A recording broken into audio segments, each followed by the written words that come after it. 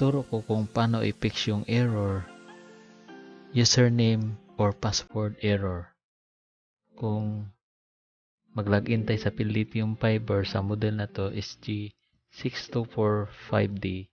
So for version RP2613. At dito sa description box, nandito yung login credential sa model na to. So ito yung first step, enable web admin switch.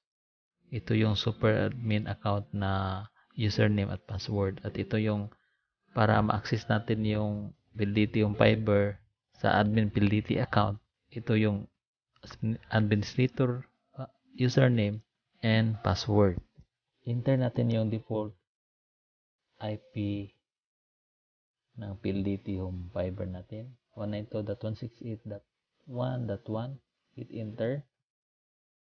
So, click natin yung advance and then proceed to 192.168.1.1. Click. So, i-copy paste lang natin itong username sa super admin account.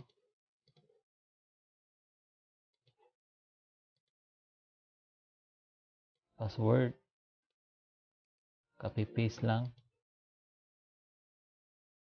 Then click login. So, ito yung error. Username or password error. So, paano ito i-fix? So, ang gagawin ko is ika-copy paste ko lang ito sa notepad. Copy.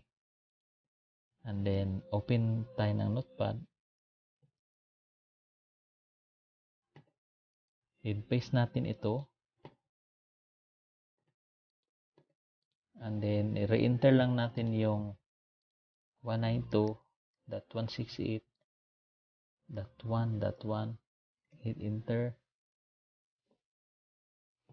And then, i-click natin itong taskbar. Right-click natin.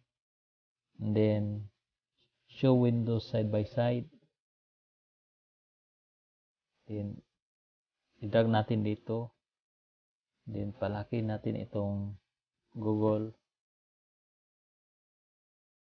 Then, dito sa username, i-manual natin ito input.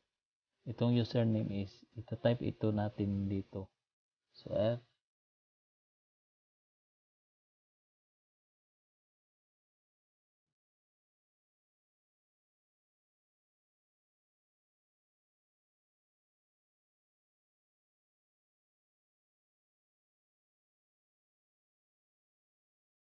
And then sa password is i-copy paste lang natin. Itong username lang yung i-manual input natin. So, ang password i-copy paste lang natin. Paste. Then, click login. So, ayan, nakapasok na tayo sa software admin account. I-click natin yung debug switch. And then, with web admin switch, click natin enable, apply. So, ang gagawin nyo is yung username lang ang i-manual nyo type doon. At yung password ay i-copy paste nyo lang. Apply. Then, click log out. Then, dito sa pangalawang pag-login, i-access natin itong admin Palladium account. To access that is lagyan lang natin itong dulo ng each. Yan. So, naka-administrator account na siya. Login, credential. And then, copy paste lang natin ito. And then, yung password, kung hindi nyo pa napalitan yung password nyo, ito yung default login credential niya. Pero kung napalitan nyo na, yung bago yung pinalit nyo password, ang ilalagay nyo dito. So, sa akin ay pinalitan ko ito ng ito at linagyan ko lang ng alt dito sa dulo. Yan.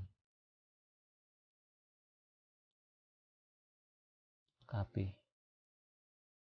Paste. Then click login.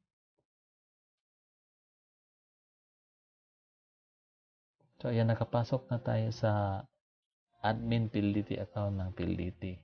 So, ito na yung fully access natin itong admin PLDT. So, for version RP2613, device model is G6245D. Network. So, ayan lang guys. Nasosolve na natin yung problema na username or password error.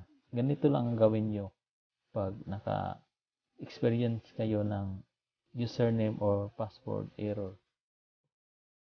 Okay? Don't forget to like, share this video para may matulungan na iba. Thank you.